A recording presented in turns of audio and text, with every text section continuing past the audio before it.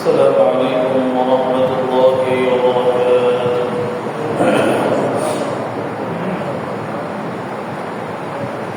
الحمد لله الذي جعل الشمس والقمر بحسبان والنجم والشجر يسجدان وفضل زمانا على زمان كما فضل مكانا على مكان وإنسانا على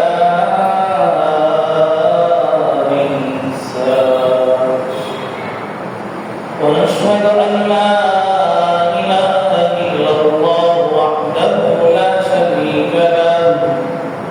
لا ضد له ولا ند له ولا مثل له ونشهد أن سيدنا وسندنا وحبيبنا وحبيب ربنا وطبيب قلوبنا ومولانا محمد صلى الله عليه وعلى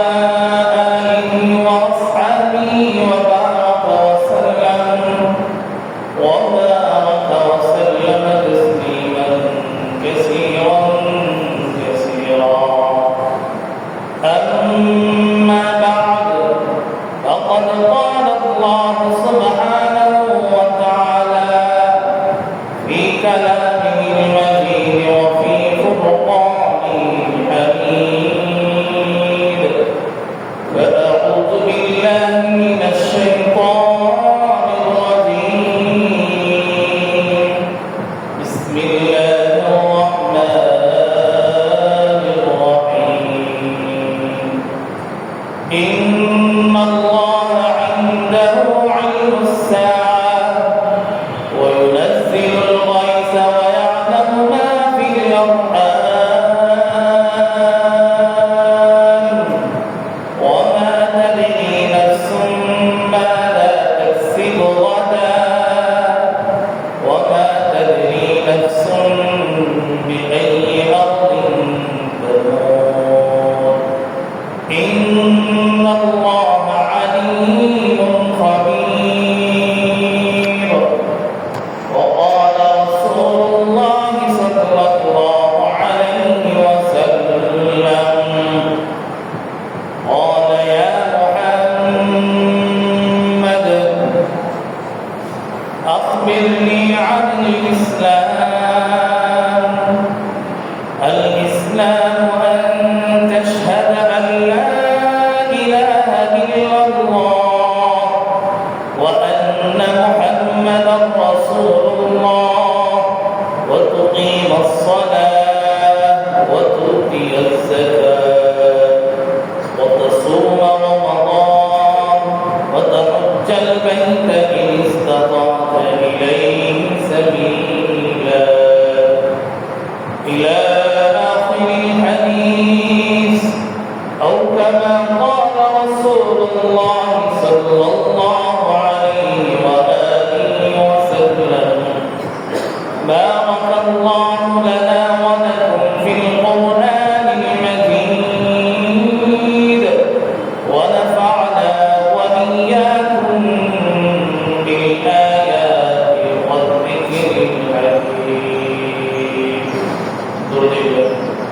اللهم صل على محمد وعلى آل محمد كما صليت على إبراهيم وعلى آل إبراهيم إنك حميد مجيد اللهم بارك على محمد وعلى آل محمد كما باركت على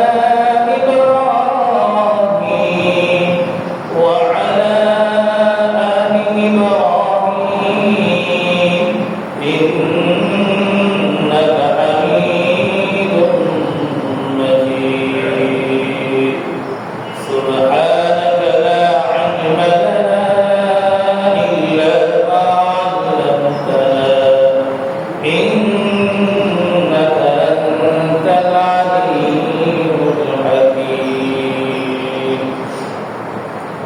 يا رب لك الحمد كما ينبغي لجلال وجهك وعظيم سلطانك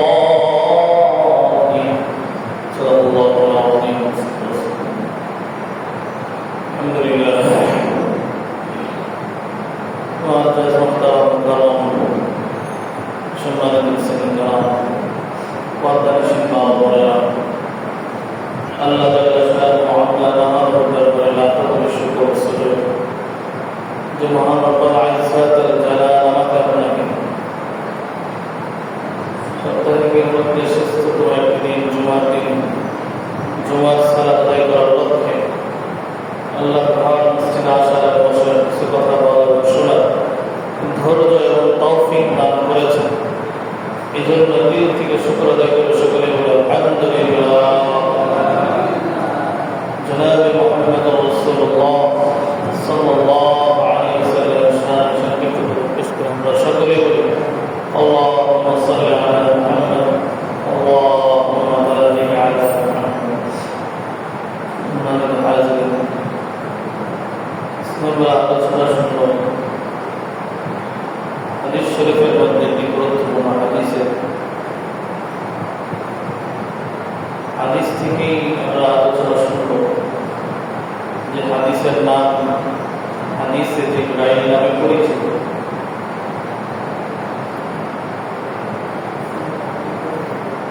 কুরআনুল কারীমের একটি সূরা আছে, সূরা ফাতিহা। সূরা ফাতিহা আমরা তো একটি নাম জানি, কিন্তু এই সূরা ফাতিহার আরো অনেক নাম আছে। সূরা ফাতিহার নাম একাধিক পাওয়া যায়। কোন কোন মুফাসসিরিন ২৭টা ২২টা এরকম একাধিক নাম বর্ণনা করেছেন। সূরাতুল ফাতিহা আরেকটি নাম হল উম্মুল কিতাব, এটাও একটা নাম। সূরা ফাতিহার আরো নাম বর্ণিত আছে, সূরাতুদ দুআ। সূরা ফাতিহার আরেকটি নাম হলো সূরাতুল গিনা। সূরা ফাতিহার আরেকটা নাম কোরআনে আল্লাহ বর্ণনা করেছেন সাবঈ মাসানি। তাহলে আমরা বুঝলাম কোরআনুল কারীমের যে সূরা ফাতিহা, সূরা ফাতিহার নাম শুধু কি সূরা ফাতিহাই আরো আছে, হয়তো আমাদের জানা নেই। বাকি একাধিক নাম, একই সূরার আরো নাম আছে। যদি বলা হয় সূরাতুল উম্মুল কিতাব, তাহলে এটা দ্বারা সূরা ফাতিহাকে বোঝানো হবে। বিষয়টা হলো উম্মুল কিতাব কেন বলেছেন? উম্মুল শব্দের অর্থ হলো মা। মা আরবি হলো উম্মুল।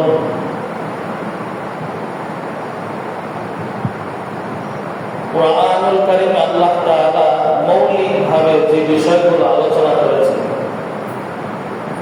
তার তিনটা ধারা পাওয়া যায়।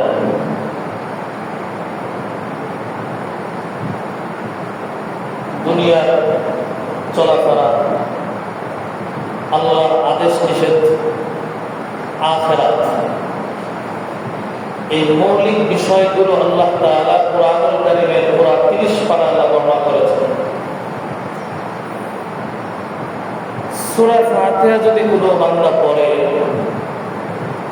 আল্লাহ তাআলা পুরা কোরআনের একটা সার নির্যাস হইল সূরা ফাতিহা। পুরা 30 পারা যে বস্তুগুলো আল্লাহ আলোচনা করেছেন, যে বিষয়গুলো আল্লাহ বুঝাইছেন, এর সংক্ষিপ্ত রূপ আল্লাহ তাআলা সূরা ফাতিহা বর্ণনা করেছেন। সুবহানাল্লাহ। কোন বান্দা যদি শুধু সূরা ফাতিহাকে বুঝে, সূরা ফাতিহা পুরা কোরআনের একটা সার নির্যাস আছে। এই জন্য এই সূরার একটা নাম হলো উম্মুল কিতাব। যেহেতু ছোট্ট 7 আয়াতের একটা সূরার মধ্যে পুরা কোরআনকে আল্লাহ ঢুকাই দিয়েছে। সুবহানাল্লাহ। ঠিক একই রকম হাদিসের জগতে আল্লাহ রাসূলের থেকে যত হাদিস বর্ণিত হয়েছে তারও মৌলিক কিছু বিষয় আছে। দুনিয়া আখিরাতের বিষয় আছে, দুনিয়াতে কিভাবে চলবো আল্লাহর হুকুম আহকামের বিষয়, ঈমানের বিষয়, এরপরে ঈমান আনলে কি হবে, ঈমান না আনলে কি হবে, এই সমস্ত বিষয়গুলি আল্লাহ রাসূল হাদিসের মাধ্যমে বুঝাইছিলেন। সব হাদিসের মধ্যে পাবেন, কিন্তু একটা হাদিস এমন আছে যে হাদিসটার দিকে তাকাইলে রাসূলুল্লাহ সাল্লাল্লাহু আলাইহি ওয়াসাল্লামের জীবনে যত হাদিস বর্ণিত হয়েছে, যত কথা বলেছেন, তার সার নির্যাস একটা হাদিসের মধ্যেই পাওয়া যায়। যেই হাদিসটার নামও মুহাদ্দিসিনে কেরামরা দিয়েছেন উম্মুল হাদিস। উম্মুল কিতাব দিয়ে আল্লাহ তাআলা সূরা ফাতিহাকে বুঝাইলেন। সূরা ফাতিহার মধ্যে পুরা 30 পারা কোরআন আল্লাহ সংক্ষিপ্ত রূপ করেছেন। পয়গম্বর আরবির যত হাদিস আছে, সব হাদিসের মৌলিক যে বিষয়টা আছে, এটাও আল্লাহ তাআলা রাসূলের এক হাদিসের মধ্যে জমা করেছেন।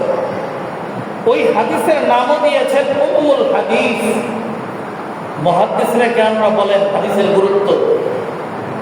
বাকি এই হাদিসটা উম্মুল হাদিস নামে পরিচিত নয়, এই হাদিসটা হাদিসে জিবরাইল নামে পরিচিত। হাদিস শরীফের কিতাবগুলো খুললেই প্রথমেই যে হাদিসটা পাবেন নিয়তের হাদিসের পরেই এই হাদিসের স্থান হাদিসে জিবরাইল। এই হাদিসটা যদি একটা হাদিস আমরা যদি ধরে আলোচনা করি,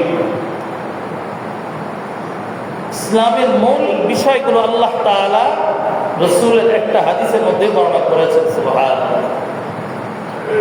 এজন্য হাদিসটা খুব খেয়ালভাবে শুনবো আমরা। এক হাদিসের উপরে আলোচনা হবে, শেষ করতে না পারলে হয়তো আগামী জমা হবে ইনশাআল্লাহ। হাদিসে জিবরাইল, এই হাদিসটা বর্ণনা করেন ওমর ইবনুল খাত্তাব রাদিয়াল্লাহু তাআলা আনহু।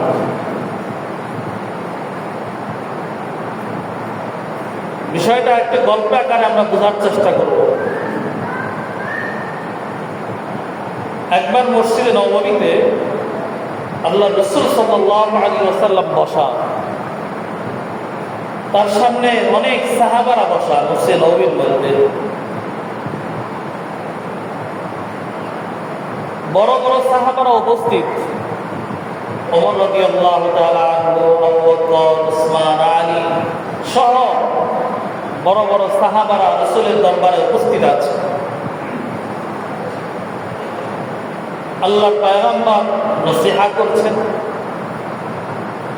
মসজিদ ভর্তি মুসল্লি, যেন তেন কোনো মুসল্লি নন, কোনো সাধারণ মুসল্লি না, সব পৃথিবীর শ্রেষ্ঠ শ্রেষ্ঠ মানুষ, পয়গম্বরের পরে যাদের সিরিয়াল, এই সমস্ত মানুষ মসজিদ ভর্তি মুসল্লি। হঠাৎ ওমর রাদিয়াল্লাহু তাআলা নিজে বর্ণনা করতেছেন, তারা বসা অবস্থায় হঠাৎ করে একটা ব্যক্তি এই মজলিসের মধ্যে ঢুকে গেল। যে ব্যক্তির পরনে কাপড় ছিল খুব ধবধবে সাদা, পরিষ্কার পরিচ্ছন্ন, চুলগুলো ছিল খুবই কালো, খুব পরিপাটি। এই হাদিস থেকে আমরা কয়েকটি বিষয় করলে আলোচনা বাহির থেকেও বুঝব।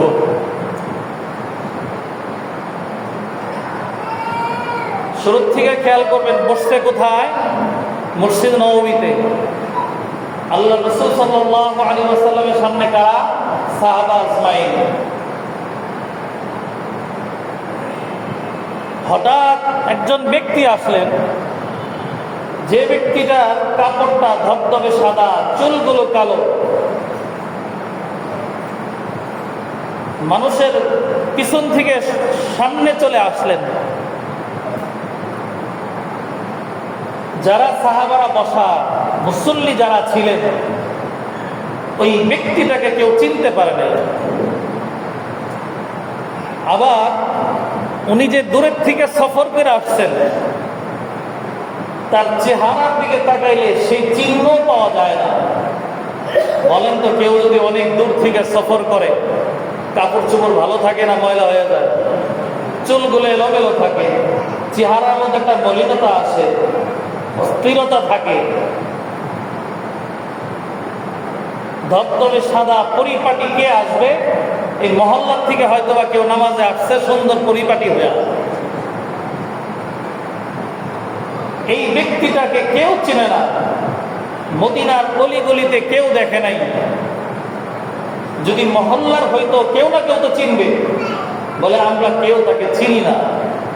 আবার তার ভিতরে সফরের কোনো চিহ্ন পাওয়া যায় না। এর থেকে একটা সবক হইল মুহাদ্দিসরা আমরা বের করে, স্থানটা ছিল মসজিদ, তাহলে মসজিদে আসতে হবে কিভাবে? বলে মসজিদ হলো আল্লাহর ঘর, সাক্ষাৎ হবে আল্লাহর সাথে। এই জন্য মসজিদে যখন আসব, ওই ব্যক্তিটার দিকে খেয়াল করবেন, কথা শুনবেন আর হিসাবটা চোখটা মিলাবেন। ওই সুন্দর অবস্থা 1400 বছর আগের অবস্থা। হঠাৎ ব্যক্তি আসলেন, ধবধবে সাদা, পরিষ্কার পরিচ্ছন্ন, তিনি আসলেন আল্লাহর ঘরে। তার মানে তিনি বুঝাইলেন, আল্লাহর ঘরে ঢুকতে হলে আল্লাহর সাথে সাক্ষাৎ হবে, তো নিজেকে পরিপাটি করে আল্লাহর সাথে সাক্ষাৎ করতে হবে। কাপড় চোপড় থাকবে পরিষ্কার পরিচ্ছন্ন, নিজেকে অস্থিরতা রাখা যাবে না। আমাদের অবস্থা কি? মসজিদে আসি খুব দূরায়, হাঁপাইতে হাঁপাইতে আসতেছি, অস্থিরতা আসি, দ্রুত চলে যাই। মসজিদে আসি আমি এমন এক পোশাক পরে, যে পোশাকটা কোনো সামাজিক পারিবারিক কোনো দাওয়াতে চলে না। যে পোশাকটা পরলে কোনো দাওয়াতে, ওই পোশাক মসজিদের পোশাক পরে যদি দাওয়াতে যাই, সেখানে আমাকে বেমানান লাগে, মানুষের ক্রিটিসাইজের তলে পড়তে হয়। কিন্তু ঠিক একই পোশাক পরে আল্লাহর ঘরে হাজিরা দিয়ে যায়। বিষয়টা কতটুকু বুঝছেন জানি না। তাহলে আমার কাছে কি বুঝলাম? আল্লাহর ঘরের চাইতে দামি ঘর কোনটা হলো? সামাজিক কোনো অনুষ্ঠান, সামাজিক কোনো জায়গা যেখানে সুন্দর পোশাক ছাড়া যাওয়া যায় না। কিন্তু আল্লাহর ঘরের যত নোংরা পোশাক, যত চিরা ফাটা পোশাক আছে, সেটা পেরে আসা যায়। কিন্তু হাদিসের দিকে তাকা, এই হাদিস বর্ণনা করেন কে? নামটা মনে রাখবেন। কার কথা বলছিলাম? ভুলে গেছে? ওমর ইবনুল খাত্তাব রাদিয়াল্লাহু তাআলা আনহু। ওমরকে তার পরিচয় লাগবে, চিনি না আমরা ওমরকে? ওমর রাদিয়াল্লাহু তাআলা আনহু নিজে বলতেছে, আগন্তুক ব্যক্তিটা ধবধবে সাদা পোশাক পরা, চুলগুলো কালো। হ্যাঁ, যদি মহল্লার কেউ হইতো, কেউ না কেউ তারা চিনত, কিন্তু আমরা কেউ তাকে চিনি না। আবার উনি যে দূরের থেকে সফর করে আসলেন, তার চেহারার দিকে তাকাইলে সেটাও বোঝা যায় না। তিনি পিছন থেকে সামনে চলে আসলেন। আসার পরে রাসূল তো সামনে বসা, ওই ব্যক্তি যেহেতু আগন্তুক এক ব্যক্তি, নিশ্চয় আমাদের সাথে বসবেন অথবা রাসূলের সাথে পরিচয় হবেন, কথা বলবেন। কিন্তু কেমন জানি দেখলাম ওই ব্যক্তি সামনে চলে আসলেন, একবারে রাসূলুল্লাহ সাল্লাল্লাহু আলাইহি ওয়াসাল্লামের হাঁটুর সাথে হাঁটু মিলায় দিলেন। সুবহানাল্লাহ। এটা স্বাভাবিকভাবে কোনো সাহাবা করে নাই। রাসূলের হাঁটুর সাথে হাঁটু মিলাবে এই দুঃসাহস কোনো সাহাবা দেখা নাই, এটা ছিল আদব। কিন্তু এই ব্যক্তি আসলো তো আসলো, আমাদেরকে ডাঙায় আসলেন, আবার রাসূলের হাঁটুর সাথে হাঁটু মিলাই দিলেন। তাজ্জব হয়ে যাচ্ছেন সাহাবা আজমাইন। ওমর বলেন, শুধু তাকায় তাকায় দেখেন, এরপরে কি করলেন? বলে রাসূলুল্লাহ সাল্লাল্লাহু আলাইহি ওয়াসাল্লামের এই রানের উপর ওই ব্যক্তি তার হাতটা দিয়ে রাখলেন, তার হাত রসুলের রানের উপর দিছেন। এটা তো আরো খেপে যায়। একে তো হাঁটুর সাথে হাঁটু মিলাইছে রসুলের, সাহাবা আমরা কেউ করি না এই কাজ, দূরের থেকে এক ব্যক্তি আসলেন করলেন। বড় বড় সাহাবাদের একটু তো কষ্ট লাগার কথা। আবার হাত দিয়ে তার হাতটা রসুলের রানের উপর রাখলেন, ধরলেন। এরপরে বলেন, ওমর বলেন, আমরা শুধু তাকায় তাকায় দেখি কি হচ্ছে, কিছুই বুঝি না। ওই আগন্তুক ব্যক্তি আল্লাহর পয়গম্বরকে জিজ্ঞাসা করেন,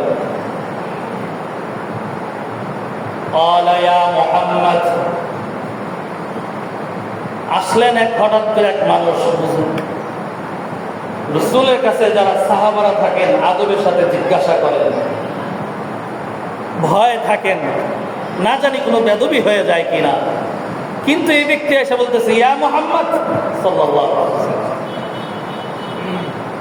আখবিরনি আনিল ইসলাম, আমাকে ইসলাম সম্পর্কে জানান। প্রশ্ন করলেন কে? ওই ব্যক্তি। ইসলাম কাকে বলে সেটা বলেন। তার মানে প্রশ্নের দ্বারা বোঝা গেল এই ব্যক্তিটা ইসলাম সম্পর্কে জানে না, আল্লাহর পয়গম্বরের কাছে জানতে আসছেন। যেহেতু জানতে আসছেন, প্রশ্ন করেছেন, উত্তর তো রাসূল দিবেন। আল্লাহর পয়গম্বর উত্তর দেয়, আখবিরনি আনিল ইসলাম। قال الاسلام, ইসলাম কাকে বলে? আন তাশহাদা আল্লা ইলাহা ইল্লাল্লাহ ওয়া আন্না মুহাম্মাদার রাসূলুল্লাহ ওয়া তুকিমাস সালাহ ওয়া তু'তিয়াজ যাকাত ওয়া তাসুমা রমাদান ওয়া তাহুজ্জাল বাইতা ইন ইসতাতা'তা ইলাইহি সাবিলা। আল্লাহর পয়গম্বর তার প্রশ্নের উত্তর দিলেন। ওই আগন্তুক ব্যক্তিরা বলেন যে ক্বালা সাদাকতা, আপনি সত্য বলেছেন। সুবহানাল্লাহ। এখন বলেন তো, যিনি প্রশ্ন করতে আসছেন তিনি কিভাবে বুঝলেন এটা সত্য? তার মানে কি বোঝায়? তিনি আগের থেকেই জানেন বিষয়টা। প্রশ্নের দ্বারা বোঝা যায় তিনি জানেন না। প্রশ্নের উত্তর পাওয়ার পরে তিনি স্যাটিসফাই দেয়, তিনি স্বীকৃতি দেয়, আপনি সত্য বলেছেন। সুবহানাল্লাহ। ইসলাম শিক্ষা দিলেন। ইসলাম কাকে বলে আল্লাহ রাসূল বললেন, আন তাশহাদা আল্লা ইলাহা ইল্লাল্লাহ ওয়া আন্না মুহাম্মাদার রাসূলুল্লাহ। এই দুইটা বাক্যকে বুঝি আমরা। আন তাশহাদা আল্লা ইলাহা ইল্লাল্লাহ, এটার দ্বারা তোমরা সাক্ষী দাও, আল্লাহর তাওহীদের সাক্ষী দেওয়ার কথা বলেছেন। ইসলাম বলে আল্লাহর তাওহীদের স্বীকৃতি দেওয়া।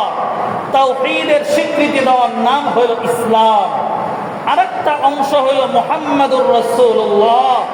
এটার দ্বারা উদ্দেশ্য হইল মুহাম্মাদুর রাসূলুল্লাহ, রাসূলের সুন্নতের স্বীকৃতি দেওয়া, বেদাত থেকে সরে যাওয়া। এই দুই জিনিসের নাম হলো ইসলামের শিক্ষা।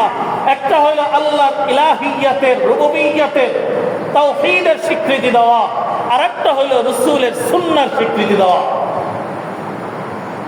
এর সাথে সাথে আরো কি আছে? ওয়া আন্না মুহাম্মাদার রাসূলুল্লাহ ওয়া তুকিমাস সালাহ, তোমরা নামাজকে প্রতিষ্ঠিত করো, নামাজ পড়ো। নামাজ পড়া এটা ইসলাম। নামাজ পড়ে না ইসলাম থাকে না। ইসলাম এটা কোনো শব্দ, ছোট্ট কোনো শব্দ নয়। ইসলাম এই শব্দের মধ্যে 2-3 অক্ষরের মধ্যে আল্লাহ তাআলা ইসলামের সমস্ত বিধিবিধান, হুকুম, আহকাম আল্লাহ তাআলা দিয়ে দিয়েছেন। বান্দা, তুমি যদি ইসলামকে মানতে চাও, পরিপূর্ণ ইসলামকে মানতে হবে। ইসলামের বিকল্প কিছু নাই। কুরআনুল কারীমে আল্লাহ তাআলা ইসলামের ব্যাপারে বলেছেন, ইন্নাদ দীনা ইনদাল্লাহিল ইসলাম, ইন্নাদ দীনা ইনদাল্লাহিল ইসলাম। আল্লাহ বলে আমার কাছে মনোনীত ধর্মই হইল ইসলাম। ইসলাম বিধি রেখে আর কোন ধর্ম আমি পছন্দ করি না। ইসলাম, ইসলামের বাইরে আরো অনেক ধর্ম হতে পারে, অনেক ধরনের আচরণ হতে পারে, কৃষ্টি কালচার হতে পারে। আল্লাহ বলেন আমার কাছে অন্য কিছু পছন্দনীয় নয়, আমার কাছে কেবলমাত্র ইসলামটাই হইল মনোনীত পছন্দনীয় বিষয়। সুবহানাল্লাহ। এজন্য আল্লাহ বলে ইন্নাদ দীনা ইনদাল্লাহিল ইসলাম। ইসলাম যদি তোমরা পালন করতে চাও, ইসলামের মৌলিক 5টা বস্তু আছে, এই সবটাকে তুমি সমন্বয় করবা, নিজের মধ্যে আনবা, তাহলেই তুমি ইসলামের মধ্যে দাখিল হবা। 5টার মধ্যে যদি কোনোটা তুমি বাদ দিয়া দাও, তাহলে তুমি ইসলাম থেকে পরিপূর্ণ হতে পারবা না, ঢুকতে পারবা না, খারেজ হয়ে যাইবা। এই জন্য ইসলামের একটা বিধান হলো নামাজ প্রতিষ্ঠিত করা, নামাজ পড়া। ওয়াতুকিমুস সালাহ, তোমরা নামাজ পড়ো, নামাজ আদায় করো। বলে কতবার নামাজ পড়বো? আল্লাহ তাআলা জানায় দেয়, বান্দা ওয়াক্ত মতো, টাইম মতো তোমরা নামাজ পড়বা। কুরআনুল কারীমের মধ্যে আল্লাহ বলেন ইন্নাস সালাতা কানাত আলাল মুমিনিনা কিতাবাম মাওকুতা। তোমরা টাইম মতো, সময় মতো নামাজ পড়বা। যখন ফজরের আজান হবে, আয়েশা আজান দিলে আল্লাহর ঘরে আয়েশা সিজদা দিবা। জোহরের আজান হবে, মসজিদে চলে আসবা।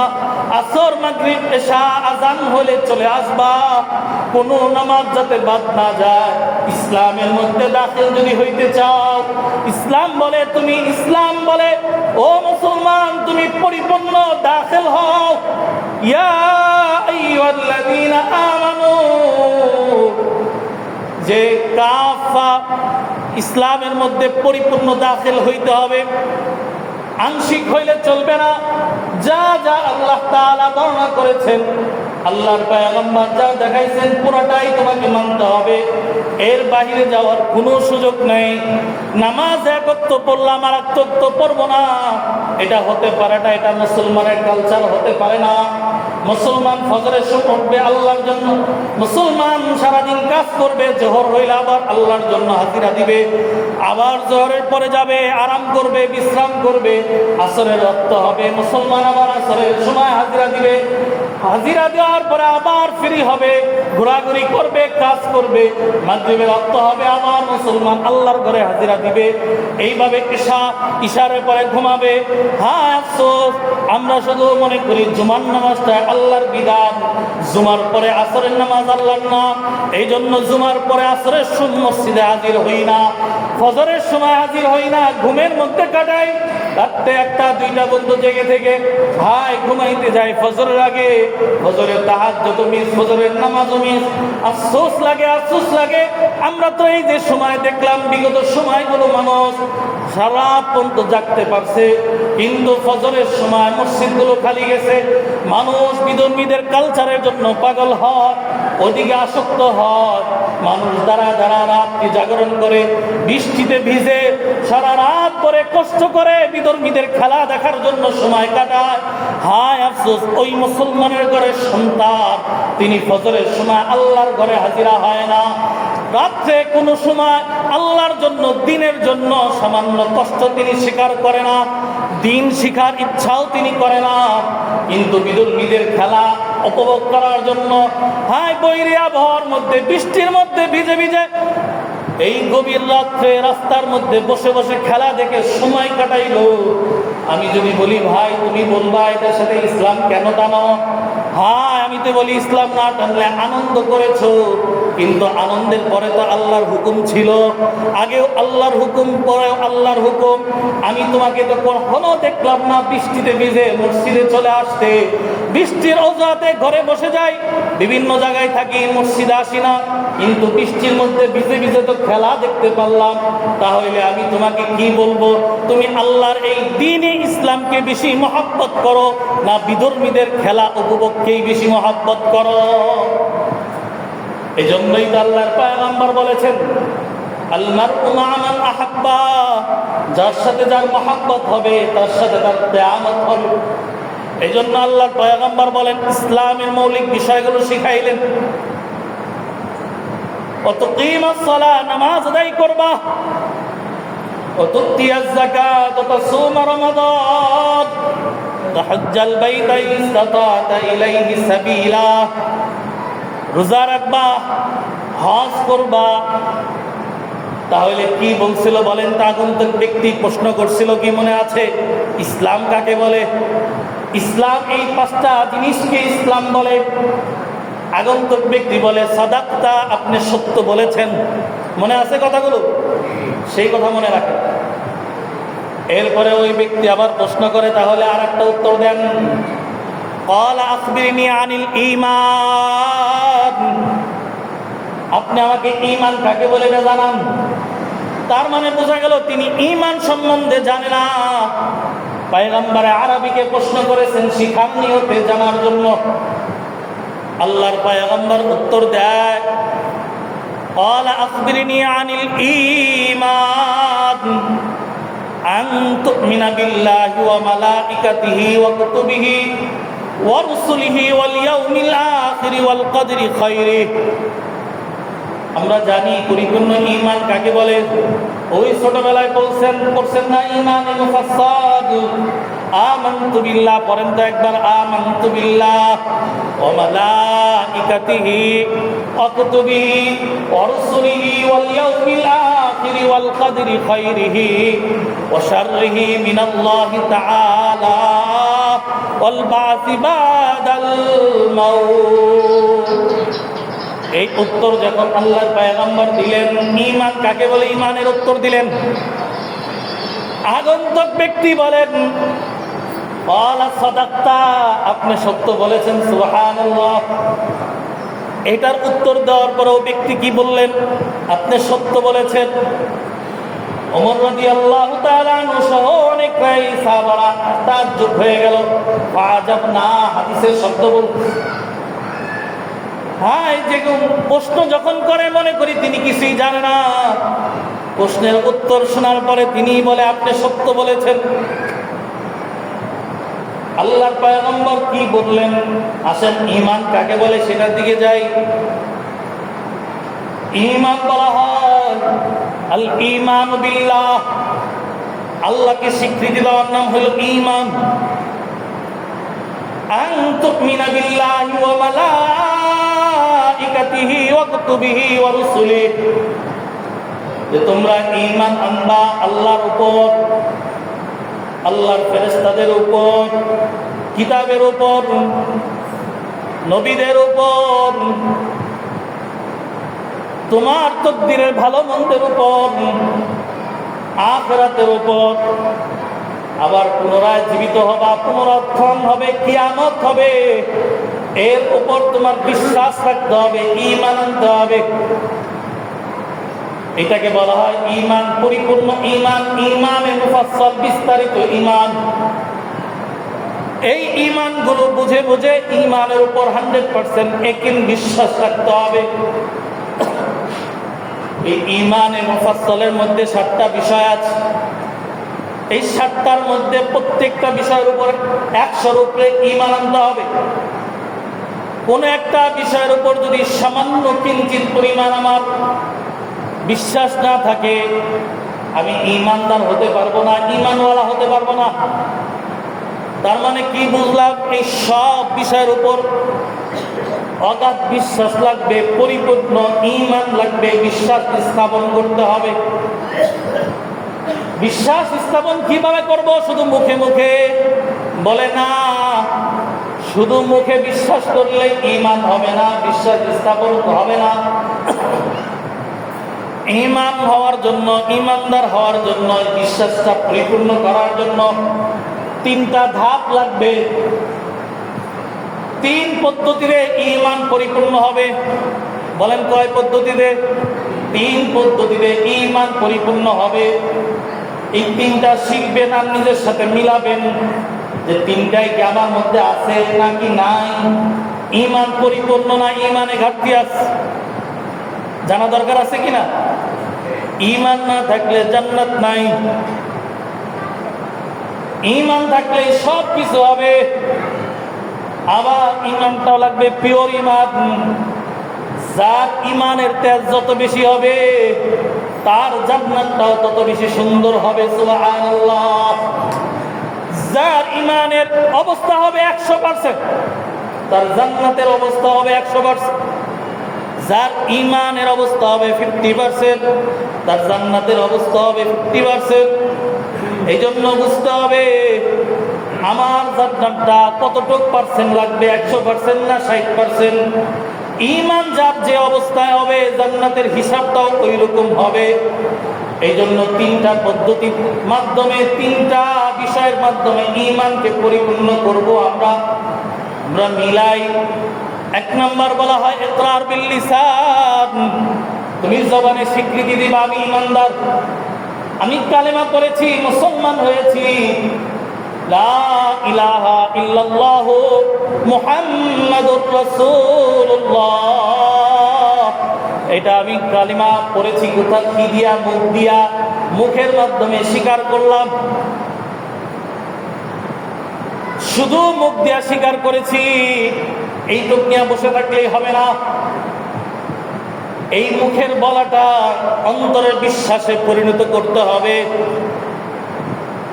অন্তরে বিশ্বাস কিভাবে করব?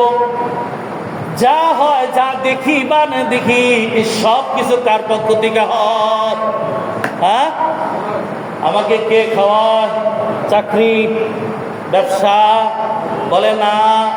যদি অন্তরের দিলের মধ্যে সামান্য পরিমাণ একিন যদি হয় ব্যবসা, সামান্য দিলের মধ্যে যদি এটা হয় চাকরি, অসুস্থ হইলাম, ওষুধ খাইলাম, অন্তরে সামান্য পরিমাণ বিশ্বাস যদি আসে ওষুধ ভালো করেছে, রাস্তায় চলাফেরা করি, সফর করি, গাড়িতে চলতেছি, গাড়িটা অ্যাক্সিডেন্ট হবে হবে ভাব, এরপরে আবার কেমন জানি বেঁচে গেলাম।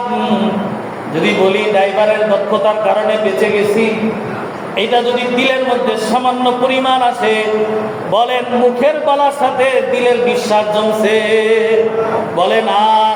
এই জন্য মুখে কি বলছিলাম? লা ইলাহা ইল্লাল্লাহু মুহাম্মাদুর রাসূলুল্লাহ। সেটা দিলের মধ্যে ফিট করলাম। যা হয় কার থেকে হয়? যা খায় কে খাওয়ায়? না খাওয়া রাখলে কে না খাওয়ায়? সব কে করেন? সুখ দেয় কে? অসুখ দেয় কে? বিপদ দেন কে? বিপদ থেকে মুক্তি দেন কে? বলে সব আল্লাহ। এটা দিলে বিশ্বাস করো। এটা দিলের মধ্যে ফিট করবা, মুখের সাথে দিলটাকে ফিট করতে হবে। কয়টা হইল? 2টা পাইলাম। 3 নাম্বার পদ্ধতি হইল বিশ্বাসটা কাজে পরিণত করো। বিশ্বাসটা কি করবা? এখন কাজ দিয়া বুঝাইতে হবে। লা ইলাহা ইল্লাল্লাহু মুহাম্মাদুর রাসূলুল্লাহ বলছিলাম, এর দ্বারা উদ্দেশ্য হলো আল্লাহর সব কিছু আমি মেনে নিলাম। আল্লাহ যা বলছেন সব মানলাম, রাসূল যা বলছে সব মেনে নিলাম। আল্লাহ রাসূল বলছে নামাজ পড়তে, আল্লাহ বলছে নামাজ পড়তে। এখন যদি না পড়ি তাহলে দিলের বিশ্বাস আসছে, আমল আসছে? বলে শুধু মুখে বলছি, দিল দিয়ে বিশ্বাস করছি নামাজ পড়তে হয়, কিন্তু আমল করি না। আমলের মধ্যে ছিল রোজা, আমলের মধ্যে ছিল হালাল খাওয়া, আমলের মধ্যে ছিল হালাল উপার্জন করা, সুদ থেকে বাঁচা, গুনাহ থেকে বাঁচা। এটা ছিল ওই রাসূলের ঈমানের দাবি, ঈমানের দাবি, মনের বিশ্বাসের দাবি, কিন্তু আমল নাই। এর মানে বোঝা গেল ঈমান আমার পরিপূর্ণ অর্জন হয় নাই।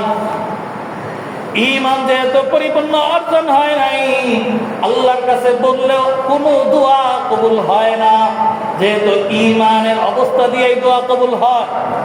ঈমান যদি পরিপূর্ণ হয় দোয়া কবুল হবে। সাহাবাওয়ালা ঈমান যদি হয়, তাদের মুখে যেটা বলেছে অন্তরে সেটা ছিল, অন্তরের সাথে কাজেও সেটা ছিল। এই জন্য খাবার নাই, দোয়া করছে, আল্লাহ খাবারের ব্যবস্থা করে দিয়েছেন। সুবহানাল্লাহ। দিছেন কিনা?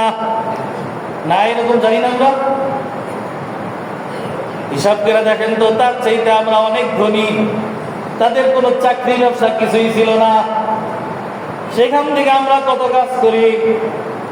কিন্তু সাহাবারা অভাবে পড়ছে, নামাজে দাঁড়ায় গেছে, দোয়া করছে, নামাজ শেষ হওয়ার আগেই তার অভাব মিটে গেছে। সুবহানাল্লাহ। কেন? ওই তিনটার সমন্বয় আল্লাহর কাছে চাইছে। কার কাছে? কয় জিনিসের সমন্বয়? তিন জিনিসের। এখন প্রত্যেকের দিলে হাত দেন, তিনটাকে পরিপূর্ণ আছে না দুইটা পরিপূর্ণ, একটা নাই। যদি যার যে অবস্থায় আছে, মনে করতে হবে এই জন্যই আল্লাহর দরবারে কোনো দোয়া কবুল হয় না। যেহেতু সবারই একই অবস্থা, এই জন্য সম্মিলিত দোয়া করলে আল্লাহর কাছে কবুল হয় না। ওই যে মাঝে মাঝে বলা হয় না, অনেকের জন্য দোয়া করা হয়, তাদের সাহায্য কেন আসে না? বলে সবারই তো একই অবস্থা, তিনটার পরিপূর্ণ কারণে। এই তিনটাকে পরিপূর্ণ যখন আমি করতে পারবো, আমার ঈমান হবে 100%, আমার জান্নাত হবে 100%, আমার দুনিয়ার সব চাওয়া আল্লাহ চাইতে দেরি, দিতে দেরি করবে না। সুবহানাল্লাহ। যতদিন না হবে ততদিন শুধু চাই যাব, পাবো না কিছুই। আর বলি চাইলে দেয় না, আল্লাহ দেয় না, আল্লাহ শুনে না। বলে শুনবে কিভাবে? ঈমান এই তিন সমষ্টি তো পুরাটা পাই না। কতটুকু আছে? শুধু ওই যে বলি মুখে মুসলমান, লা ইলাহা ইল্লাল্লাহ বলছে। অথবা কি আছে? দিলে বিশ্বাস আছে ঠিকই, আমল নেই। কথা কি বুঝতে পারতেছি ভাই? দুইটা আছে, একটা নাই। পরিপূর্ণ হবে? পরিপূর্ণ হওয়ার জন্য কি তিনটাই লাগবে না দুইটা হইলেই হবে? তিনটা করা যাবে তো ইনশাআল্লাহ। হাদিস কোনটা? ওই মনে আছে হাদিস? প্রশ্ন, যিনি প্রশ্ন করেছেন তার উত্তর রাসূল বললেন। হলো 2 নম্বর প্রশ্ন গেল। 3 নম্বর প্রশ্ন, আগন্তুক ব্যক্তি বলে, আপনি তো সত্য বলেছেন, আর একটা প্রশ্ন করি, সেই উত্তর দেন। ক্বালা আল ইহসান। বলে ইহসান কারে বলে? ইহসান দয়া, সহানুভূতি, ভালোবাসা, মুহাব্বত। আল্লাহর পয়গম্বর বলেন ইহসান সর্বোচ্চ। আল্লাহর রাসূল কথা অল্প বলেছেন।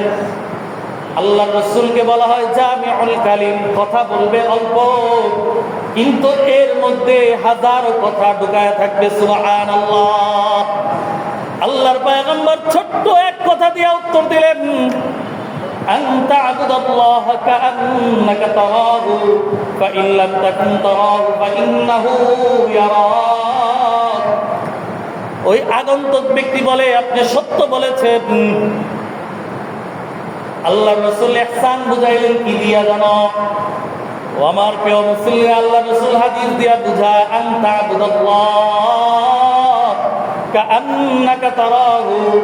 ও মুমিন ভাই বন্ধু মুসলিম কেরাম, আল্লাহর পয়গম্বর বলেন ইহসান বলা হয় তুমি যখন কোনো ইবাদত করবা, অর্থাৎ ধরো নামাজ পড়তেছ, নামাজে যখন দাঁড়াইবা তুমি মনে করবা তুমি আল্লাহ তাআলাকে দেখতেছো। সুবহানাল্লাহ।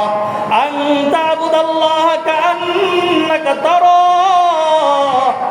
যখন তুমি রোজা রাখবা, রোজা রাখার নিয়ত করেছো, তোমার এই ইবাদতের মধ্যে তুমি মনে করবা তুমি তোমার রবকে দেখতেছো। তুমি রোজা রাখছো দেখতেছো, হজ করতে যাও দেখতেছো। তুমি যখন চাকরি করতে যাও, তোমার চাকরির মধ্যে, ইবাদতের মধ্যে তুমি মনে করবা আমি রবকে দেখতেছি। এইটা আল্লাহর রাসূল বললেন আনতা আবুদাল্লাহ কাআন্নাকা তারা। হ্যাঁ, এখন প্রশ্ন হইল এই চর্মচোখে আল্লাহকে দেখা যাবে কিনা? আল্লাহ তাআলাকে এই চর্মচোখে দেখা যায় না, কিন্তু আল্লাহ তাআলাকেও যদি আমি দেখতে পাই না, রাসূল বলে কাআন্নাকা তারাহু ফাইন লাম ইয়াকুন তারা। তুমি কি এটা বিশ্বাস করো আল্লাহ তোমাকে দেখে? আল্লাহ দেখেন তো?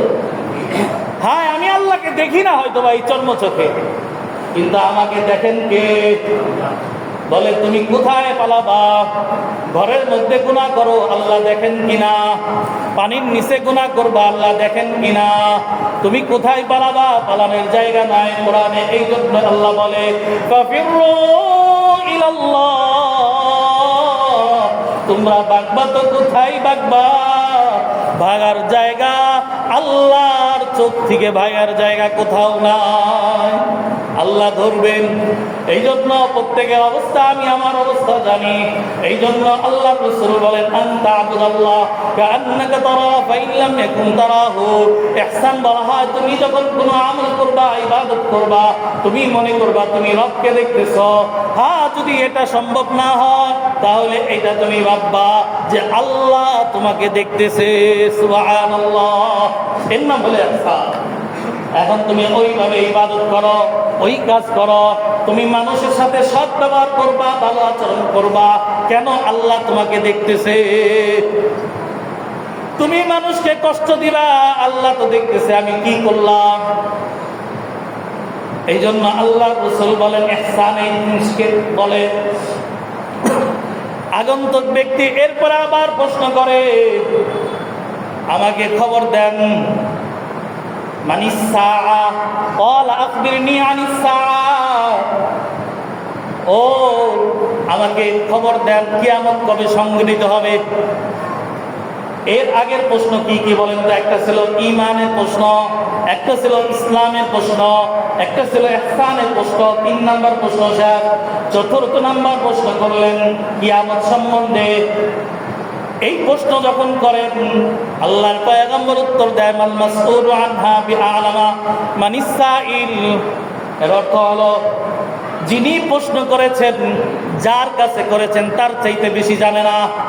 তার মানে যে বিষয় প্রশ্ন করেছেন কিয়ামত কবে সংঘটিত হবে, প্রশ্নকারীর চাইতে যার কাছে প্রশ্ন করা হয়েছে তিনি বেশি জানে না। সুবহানাল্লাহ। তার মানে আল্লাহর রাসূল বুঝে গেছেন।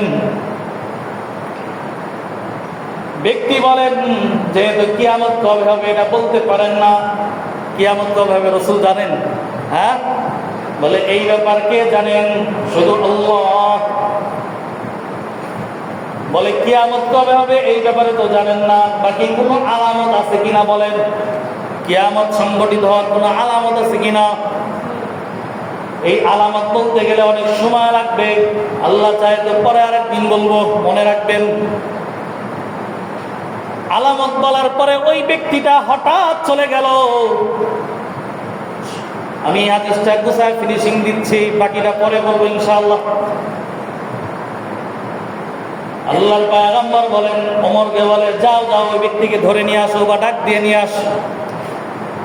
মুহূর্তের মধ্যেই যখন সাহাবারা বাইরে গেলেন ডাক দেওয়ার জন্য, মসজিদের বাইরে যাওয়ার পরে তার আর কোনো হদিস পাইলেন না, চিহ্ন আর খুঁজে পাইল না। সাহাবারা চিন্তা করেন এত দ্রুত গেলেন কিভাবে? বেশি সময় তো হয় না, উনিও চলছেন, রাসূলও বলছেন তাদেরকে ধরে ডাইকা নিয়ে আসো। গেট থেকে বের হয়ে তাকে পায় না। আল্লাহর পয়গম্বর ওমরকে ডাকলেন, সাহাবীদেরকে ডাকলেন, ওমর শোনো, তোমরা কি জানো এই ব্যক্তিটাকে? ওমর রাদিয়াল্লাহু তাআলা আনহু বললেন আল্লাহর রাসূলই ভালো জানে, এই ব্যাপারে আমার জ্ঞান নাই। আল্লাহর পয়গম্বর বলে শোনো ওমর, এই ব্যক্তিটার কেউ না, এই ব্যক্তি হলো জিবরিল আলাইহিস সালাতু ওয়াস সালাম। তিনি মানুষের সুরতে তোমাদের সামনে এসে পড়ছে, দ্বীন সম্পর্কে প্রশ্ন করেছে, তোমরা তো জিজ্ঞাসা করতে পারো না। আল্লাহ তাআলা জিবরাইলের মাধ্যমে পুরা জাতিকে ইসলামের মৌলিক বিষয়গুলো শিক্ষা দিয়েছেন। সুবহানাল্লাহ। আতাকুম ইউআল্লিমুকুম দীনাকুম। ওই জিবরিলের মাধ্যমে আল্লাহ তাআলা উম্মতে মুহাম্মাদীকে পুরা দ্বীন সম্পর্কে খোলাসা ধারণা দিয়ে দিয়েছে। সুবহানাল্লাহ। তিনি কি করছেন? ছাত্র সেজে আসলেন, প্রশ্ন করলেন, প্রশ্নের সত্যায়ন করলেন। এর দ্বারা কি তোমরা জানলা ইসলাম কাকে বলে, ঈমান কাকে বলে, ইহসান কাকে বলে, কিয়ামত কবে সংঘটিত হবে, এর আলামত কি, এই সব কিছু তিনি প্রশ্ন করলেন। উত্তর হইল এর মাধ্যমে আল্লাহ পুরা কিয়ামত পর্যন্ত মানুষদেরকে শিক্ষা দিলেন। সুবহানাল্লাহ। এখন আসেন, মানুষটা ছিল কোনো ময়লা ছিল শরীরে, ধবধবে সাদা। এইখান থেকে মুহাদ্দিসিনে কেরামরা বলেন, কেউ যদি কোনো উস্তাদের কাছে যায় শিক্ষা নেওয়ার জন্য, সবক নেওয়ার জন্য, উস্তাদ আর শাগরিদের কি ধরনের আচরণ হবে? উস্তাদের সামনে যাবে, নিজেকে ছোট করে বসবে, উস্তাদের সামনে নিজেকে বড় বানাবে না, আদবের সাথে বসবে। যদি নিজেকে ছোট বানাইতে পারে আর উস্তাদকে যদি বড় বানাইতে পারে, আল্লাহ তাআলা এই হাদিসের মাধ্যমে শিক্ষা দেয়, তাহলে উস্তাদের কাছ থেকে ছাত্র কিছু ফায়দা পাবে। সুবহানাল্লাহ। এখন যদি ছাত্র উস্তাদকে ঝাড়ি দেয়, কোনো কিছু হইলেই যদি বেয়াদবিমূলক আচরণ করে, আর ওই শিক্ষক থেকে কোনো এলেম পাবে? বলে না, ওই শিক্ষক কোনো এলেম এত সহজ না। এলেম নেওয়ার জন্য নিজেকে ছোট বানাইতে হয়। স্যার যিনি, টিচার যিনি হবেন, তাকে মাথার তাজ বানাইতে হবে।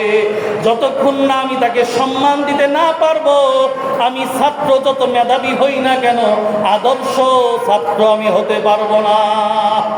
বলেন তো, এখানে ছাত্র কে ছিলেন? সম্মানিত নাকি না অসম্মানিত?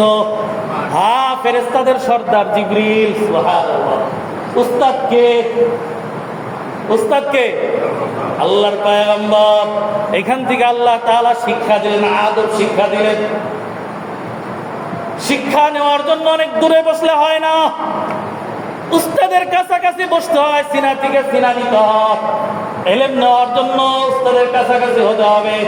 উস্তাদ এইখানে, ছাত্র ওই বারিন্দায়, এলেম যাবে। বলে না, এই জন্য কাছাকাছি হও, তাহলে উস্তাদের কাছ থেকে পরিপূর্ণ ফায়দা নিতে পারবা।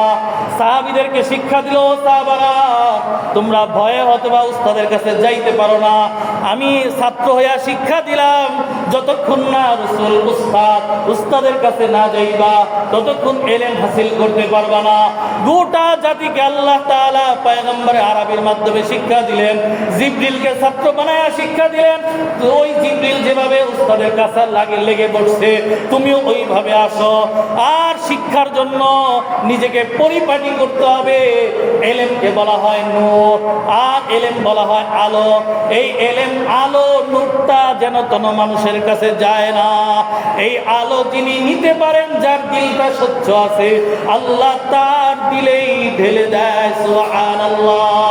এই জন্য তো এলেমের ব্যাপারে বলা হয়েছে, আল ইলমু নূরুল্লাহ। এলেমটা হইল আল্লাহর নূর। সুবহানাল্লাহ। এলেমটা কার নূর?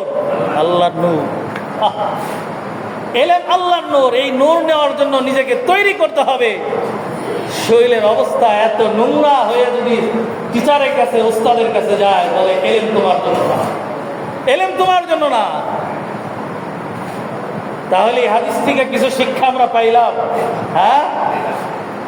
এটা শিক্ষণীয় একটা হাদিস। এই হাদিসের নাম কি বলছিলাম বলেন তো? হাদিসে জিবরাইল। হাদিসে জিবরাইল নামে পরিচিত এই হাদিসটা, ও যুবক ভাইয়ারা, মোবাইল তো আছে, হাদিসের কিতাবও মোবাইলের মধ্যে আছে, সার্চ দাও, পড়ো। এইখানে আরো অনেক বিস্তারিত মুহাদ্দিসিনে কেরামের অনেক ব্যাখ্যা আছে, এগুলো শিখো, বুঝো, এলেম পাবা। অনেক মজার মজার তথ্য আছে, তাহলে নিজেকে গড়তে পারবো। ভাই, আমরা শুধু ফেসবুক চালায় সময় কাটাইলে কোনো লাভ হবে না। বাকি মোবাইলটাকে কাজের জন্য বানাইতে হবে। এলেম শিখার পিছনে যদি মোবাইলকে আমরা ব্যবহার করতে পারি, ওই মোবাইলটাও আমার জন্য কাজে লাগবে। এই জন্য এইভাবে হাদিসটা নিয়ে আমরা আরো আলোচনা করব ভবিষ্যতে, আল্লাহ সুযোগ করে দিলেন। বাকি মৌলিক কি বললাম, হাদিসে জিবরাইলের মধ্যে আল্লাহ তাআলা শিক্ষা দিলেন যে মসজিদে যখন আসবো আমরা পরিষ্কার পরিচ্ছন্ন হয়ে আসবো, ভালো পোশাক পরে আসবো। আমাদের সভাপতি সাহেব মাঝে মাঝে এই বিষয়ে আলোচনাই করতেন। হাদিসের মাধ্যমে এই কথা তার কথার সাথে মিলে গেল। এই জন্যই বলি ভাই, অন্তত আল্লাহর ঘরে যখন আসবো, আমার কাছে যত পোশাক আছে এর মধ্যে যেইটা দামি আছে সেইটাকে প্রাধান্য দিব তো ভাই। আমি অনুষ্ঠানে আমি সিরাটা পরে যাইতে পারি, কিন্তু আল্লাহর ঘরে কোনো সিরা পোশাক পরে আসবো না, নোংরা কোনো পোশাক পরে আসবো না, সিগারেট খায়া গন্ধ নিয়ে আমি মসজিদে আসবো না। এটা আল্লাহর ঘর, এখানে ফেরেশতারা বসবাস করে। আমার মুখের দুর্গন্ধ ফেরেশতারা কষ্ট পায়, মুমিন বান্দারা কষ্ট পায়। এটা যাতে না হয়, কেউ ভাইরা রাগ করবেন না কষ্ট নিয়ে। আপনাদের এই অভ্যাস থাকতে পারে, সেটা বাহিরে করে মুখ পরিষ্কার করে আল্লাহর ঘরে আসেন। ফেরেশতারা যাতে আপনার প্রতি দয়াবান হয়, রহমতের দোয়া করে, ইস্তেগফারের দোয়া করে। হ্যাঁ ভাই, আপনার পাশে তো কোনো মুমিন বান্দা নামাজে দাঁড়াবে, আপনার মুখের দুর্গন্ধের কারণে তার কষ্ট হয়, ওই ব্যক্তি কি বদদোয়া দিবে না? এই জন্য এটা করা যাবে। এই বিষয়গুলো আমরা বুঝবো। আল্লাহ তাআলা আমাদেরকে হাদিসের উপর পরিপূর্ণ আমল করার তৌফিক দান করুন। সকলে বলে আমিন। ওয়া আখিরু দাওয়ানা আনিল হামদুলিল্লাহি রাব্বিল আলামিন। যারা আমরা সুন্নাত পড়ি নেই, যারা